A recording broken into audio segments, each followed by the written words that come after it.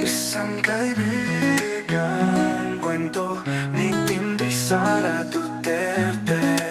Siya ay sagana sa pagkain at kaibigan, at ang kanyang tahanan ay laging bukas para sa masasayang salo-salo. Kasama sila Uwak, Tikling, Kalapati, Loro at marami pang ibang ibon. Ngunit dumating ang isang bagyo, walang awan na sumira sa kanyang pugad, at lahat ng meron si Quago. Walang natira kundi ang kalungkutan at kagutuman, at tila pa ang mga kaibigan minsan ay kasama. Sa saya ay naglaho na parang bula, sa kanyang pag-iisa nagpapag ang kanyang damdamin sa kanyang sinabi. Isang araw, habang siya'y nagmumukmok sa ilalim ng kalbong puno, isang pamilyar na anino ang lumapit. Si Loro na may mga papak na kumikinang sa patak na ulan ay dumapo sa tabi ni Quago.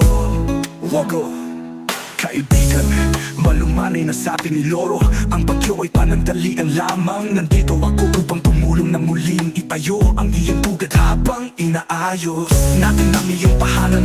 Bakit hindi ka muna sa akin tumuloy? Magkasama nating hihintayin ang muling pagyabong ng iyong mahal na puno ng mangga. Napuluwa si Quago, hindi dahil sa kalungkutan kundi dahil sa pasasalamat. Lora niya, ikaw ay tunay na kaibigan. Ng pagkakaroon ng isang kaibigan sa panahon ng unos ay higit ang mahalaga kaysa sa 1,000 kaibigan sa panahon ng kasiyahan. Ang sakit na nakahirapan, dalawang ibon ang magkasamang nagtulungan, hindi lamang na ba muli itaguyod ang isang pugad.